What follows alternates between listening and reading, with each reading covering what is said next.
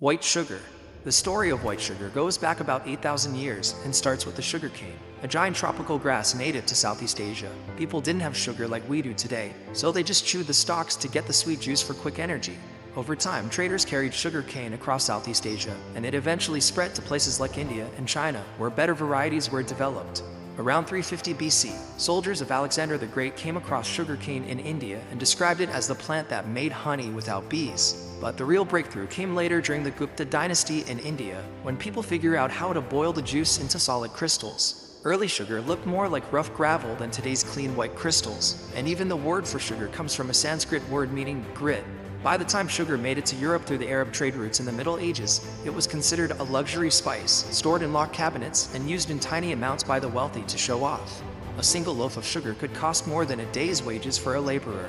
The shift from luxury to commodity happened largely because of the transatlantic slave trade. European colonial powers, particularly Britain, France, Portugal, and Spain, built huge plantation systems in the Caribbean and Brazil, relying on enslaved African labor to cultivate and harvest sugarcane on a massive industrial scale. By the 1700s, sugar had become the most valuable traded commodity in the world, and its price dropped sharply as supply surged. Before modern processing, sugar was sold in hard cones called sugar loaves. These were tough to break, so people had to use tools like hammers or cutters just to get a small piece. That changed in the 1800s thanks to a small accident. In 1841, a woman named Juliana Rad cut her hand while trying to break a sugar loaf. She told her husband, Jacob Christoph Rad, to come up with something safer. He ended up inventing sugar cubes by pressing damp sugar into small blocks. It made sugar much easier to use, and the idea spread around the world. Today, white sugar is almost pure sucrose, made by refining sugarcane or sugar beets until everything else is removed. That's why it tastes clean and neutral, which makes it perfect for baking and cooking. Brown sugar. Brown sugar is essentially white sugar that either never had all its molasses removed or had molasses added back in after refining.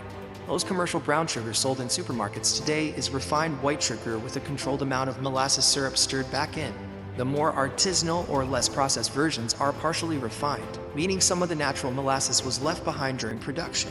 In the early 1900s, companies like Domino Sugar Company ran marketing campaigns to make traditional brown sugar look unsafe. They showed magnified images of harmless microbes in molasses and made them look dangerous, trying to convince people that white sugar was cleaner, purer, and more modern. Over time, this messaging worked, and people started buying a lot more white sugar while traditional brown sugar became less popular. Texturally, brown sugar is noticeably different from white. The molasses content gives it moisture, which makes it clump together and pack into a measuring cup rather than pour freely. That moisture is part of why brown sugar makes cookies chewier than white sugar. The molasses adds hygroscopic properties. It attracts and holds water, which keeps baked goods soft longer and contribute to a dense, chewy texture in things like chocolate chip cookies or gingerbread. The flavor is also deeper. Instead of just sweet, it has notes of caramel and a bit of a rich, almost toasty taste. That's why it works well in cookies, barbecue sauce, or glazed meats. Raw sugar. Raw sugar sits somewhere in the middle between fully refined white sugar and less processed sugars. You'll often see it sold as turbinado, demerara, or muscovado. It's not truly raw because it's still processed, but not as heavily as white sugar. It's usually made by boiling down sugarcane juice and then spinning it in a machine to remove some impurities, while keeping a bit of the natural molasses. That's what gives it its light brown color and extra flavor. The crystals are bigger, harder, and more crunchy compared to regular white sugar. Because of that, they don't dissolve as quickly, which makes them great for sprinkling on top of things like muffins, cookies, or creme brulee. You get a nice crunch instead of it just melting away. In the past, especially in places like the American South, raw sugar was often what smaller plantations produced. Because making fully refined white sugar required expensive equipment, it was sometimes seen as a lower grade product, but it had a deeper, more natural flavor. The most widely recognized variety of raw sugar in Western markets is turbinado. Named after the turbine centrifuges used to spin off the surface molasses, demerara is another well-known type, originating from the Demerara region of what is now Guyana. Demerara crystals are large, crunchy, and particularly prized as a finishing sugar. Muscovado is technically a raw or unrefined sugar too, though it retains far more molasses and behaves almost like a very intense brown sugar. Honey. Honey is the only form of sugar in this video that is not produced by human refining, but by the biological labor of bees, specifically the western honeybee, Apis mellifera. It's one of the oldest foods humans have ever consumed. Cave paintings in Spain dating back roughly 8,000 years show figures climbing cliffs to reach wild bee colonies, and ancient Egyptians used it as currency, offered it to gods, and packed it in tombs. When archaeologists opened the tomb of Tutankhamun, they found jars of honey that were still good to eat after about 3,000 years. That's because honey naturally stops bacteria from growing. It has very little water, it's quite acidic, and it produces small amounts of hydrogen peroxide. Together, these make it very hard for microbes to survive, which is why it almost never spoils. Bees collect nectar, bring it to the hive, and turn it into honey using enzymes and evaporation. They repeatedly pass it between each other, breaking sugars down, then fanning it to remove moisture until it becomes a thick, stable syrup. The flavor depends on the flowers the bees visit, so it can be light or floral or dark and strong. Ancient Greeks and Romans used honey in all kinds of foods, from drinks to meat dishes and desserts. In many places around the Mediterranean, it was even called the nectar of the gods and was believed to give strength and wisdom. Texture-wise, most honeys are liquid when fresh, but many types naturally crystallize over time. Honey has also been used as a medicine for thousands of years. Traditions like Ayurveda and Chinese medicine value it for immunity and breathing, and the Egyptians applied it to wounds. Even today, some medical treatments use special honey for healing. Maple syrup. Maple syrup is one of the very few sweeteners that is native to North America and found essentially nowhere else. It comes from the sap of maple trees, primarily the sugar maple, though red maple and black maple are also tapped, and the process of collecting and concentrating that sap into syrup has been practiced by indigenous peoples of the northeastern part of the continent for centuries before European settlers arrived. The seasonal window for tapping maples is narrow and specific. It only works during the transition from winter to spring. The temperature fluctuation creates pressure changes within the tree that cause the sap to flow. The sap itself is watery and faintly sweet. It contains only about 2 to 3% sugar, and it takes roughly 40 liters of sap to produce a single liter of syrup. Everything gets boiled down in large shallow evaporator pans until the water content drops and the sugar concentrates. The boiling process also triggers Maillard reactions and caramelization, which is where the characteristic flavor actually comes from. Maple sap doesn't taste like maple syrup. The flavor is created by heat. The maple syrup grading system now uses a single grade A label with 4 color categories. Golden has a delicate flavor, amber is rich, dark is robust, and very dark is strong. Syrups from early season sap are lighter and sweeter, while those from later sap are darker with deeper, more complex flavors. Canada produces roughly 70 to 80% of the world's maple syrup, with Quebec accounting for the vast majority of that. The province even has a strategic maple syrup reserve, a warehouse holding millions of kilos of syrup as a buffer against bad harvests and price volatility. Back in the day, maple syrup was an important alternative to imported cane sugar, and people would even turn it into maple sugar to make it easier to store and ship. Today, it's a classic part of North American breakfasts, but you can use it in lots of ways. It works in salad dressings, as a glaze for salmon or pork, and in desserts like maple pecan pie. Since it's natural and unrefined, it also has minerals like manganese and zinc, making it a popular choice for people who want something healthier than white sugar. Agave. Agave nectar or agave syrup comes from the agave plant, a succulent native to Mexico and parts of the American Southwest. Indigenous groups like the Aztecs and Mayans used the plant's fibers for rope and clothing, its thorns as needles, and its sap, called aguamiel or honey water, as a drink, or a fermented ceremonial beverage called pulque. Agave syrup is made by extracting juice from the agave's core, the piña, and using heat or enzymes to turn its carbs into simple sugars. The result is a thin, mildly sweet liquid with a subtle floral and caramel note that dissolves easily in cold drinks, which helped to become popular in cocktails and health foods during the late 1990s and 2000s health food boom. The syrup is very useful in the kitchen for its neutrality and its ability to blend seamlessly into drinks and dressings. It's sweeter than white sugar by volume, so you need less of it. Coconut sugar. Coconut sugar comes from the sap of the coconut palm. Making coconut sugar is an old tradition in tropical places like Central Java in Indonesia, the Philippines, and Sri Lanka. Farmers climb the palms, cut the flower buds, and collect the sap that drips out.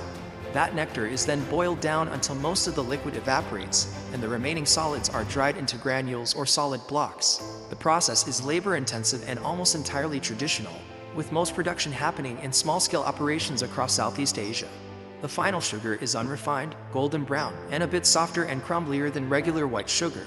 Its flavor is rich, smoky, and caramel-like, not coconutty, and it can change a bit depending on the wood used during boiling. Because it's minimally processed, it keeps small amounts of minerals like iron, zinc, calcium, and potassium, plus some antioxidants. It's also very sustainable, only the flower sap is used, so the trees keep producing coconuts and sap for over 20 years. Coconut sugar is very common in Southeast Asian cooking. It's used in savory dishes like sweet soy sauce and dried meat, and in desserts like klepon and pataleo. Its global popularity comes from being seen as a whole food alternative to white sugar. Corn syrup. Corn syrup is a product of modern industrial chemistry and a defining element of the American food supply. Unlike sugar from plants like sugarcane or maple trees, corn syrup comes from cornstarch, usually from yellow dent corn. Factories use enzymes or acids to break the starch into simple sugars like glucose and maltose. The result is a thick, clear syrup that cooks and food makers really like, because it works in ways regular sugar can't. Corn syrup is useful because it inhibits crystallization. When you're making candy, caramels, toffee, pecan pie filling, or fudge, you need to prevent sugar from suddenly recrystallizing into a grainy texture. Adding corn syrup interferes with that process by introducing different types of sugar molecules that disrupt the formation of crystal lattices. It also adds chewiness and body to confections, helps baked goods retain moisture, and keeps icings and glazes smooth and pliable. Karo syrup, the most recognizable brand in American kitchens, has been in production since 1902. High fructose corn syrup is a related but distinct product, created in the 1970s by processing regular corn syrup further with enzymes that convert some of the glucose into fructose. Because fructose is sweeter than glucose, the result is a cheaper, sweeter liquid that functionally behaves like liquid sugar. HFCS became the dominant sweetener in American soft drinks and processed foods from roughly the 1980s onward, largely because corn subsidies made it significantly cheaper than cane sugar. It became one of the most politically and nutritionally contested food ingredients of the late 20th century. The debates around its health impacts are complex. The chemistry of how fructose is metabolized raises legitimate questions, but the popular narrative that HFCS is uniquely toxic compared to regular sugar isn't well supported by science. The broader issue is overconsumption of added sugars across the board. Even with all the health debates today, corn syrup is still a kitchen helper.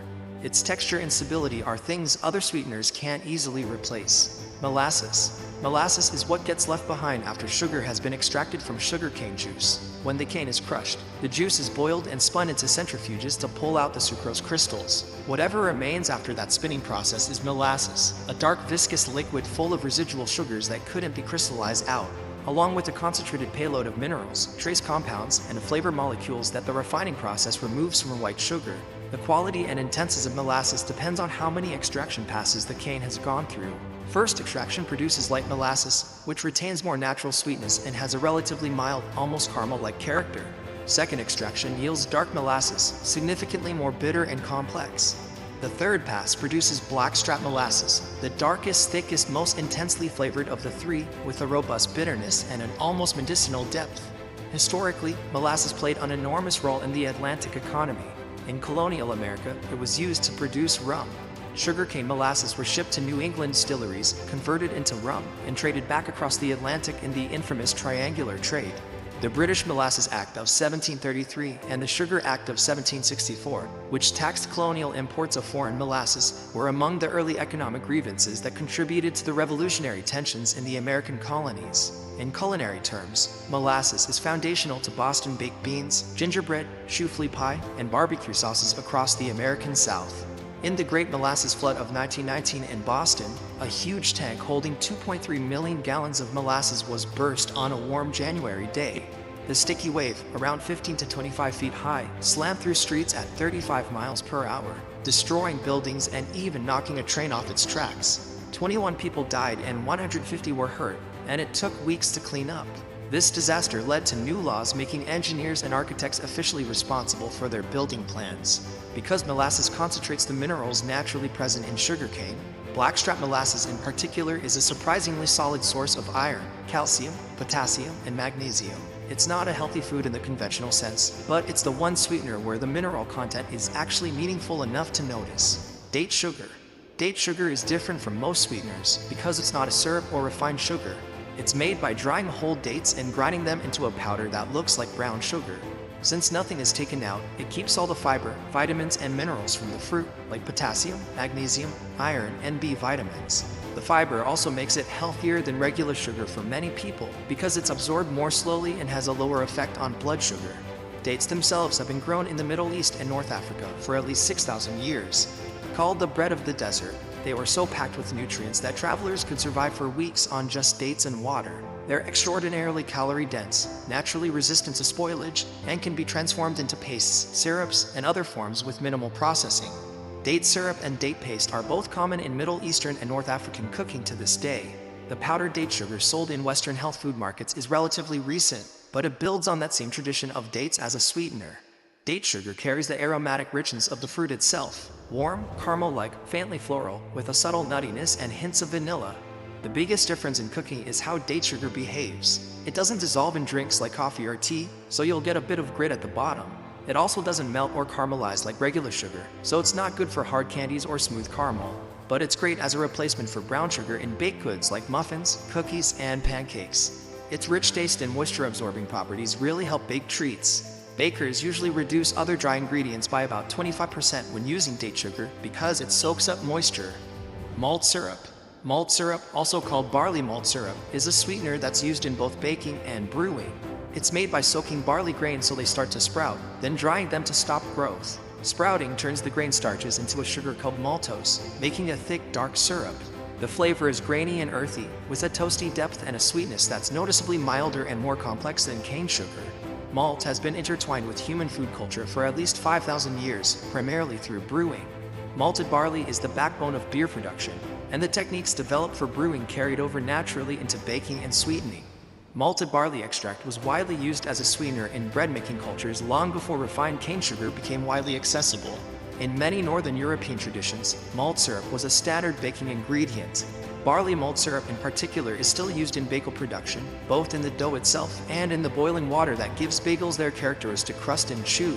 It contributes to the deep browning and the slight fermented quality that distinguishes a traditional boiled bagel from everything else. Malted milk, the basis for malted milkshakes and classic diner drinks, is made from a powder of dried malt extract, combined with milk and sometimes wheat flour.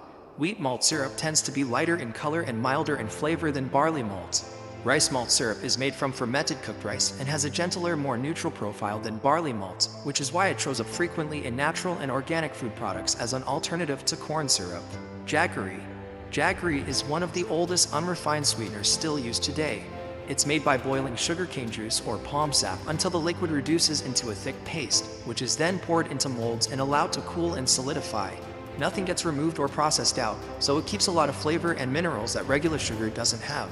In India, where jaggery production and consumption is the highest in the world, it's known as gur and plays a central role not just in cooking, but in cultural and religious life. It's offered during festivals, incorporated in traditional medicine, and even considered a good luck symbol. The taste is richer than white or brown sugar. Sugarcane jaggery has a deep, almost smoky sweetness with notes of toffee, caramel, and a slight earthiness. Palm jaggery made from date palm, coconut palm, or toddy palm sap, depending on the region, tends to be even more complex, with a richer, sometimes fruity or wine-like quality. The texture of jaggery varies from soft and crumbly to rock hard, depending on moisture content and how it was processed. Quality jaggery should be firm but give way easily when pressed, with a color ranging from golden yellow to deep brown. In Indian cooking, jaggery is used in chutneys, lentil dishes, and sweets like chikki, pungal, or payasam. In Bengal, the festival sweet sandesh is often made with date palm jaggery and fresh cheese. In Sri Lanka, Myanmar, and parts of West Africa, palm sugar works the same way. It sweetens but also adds flavor, not just sugariness.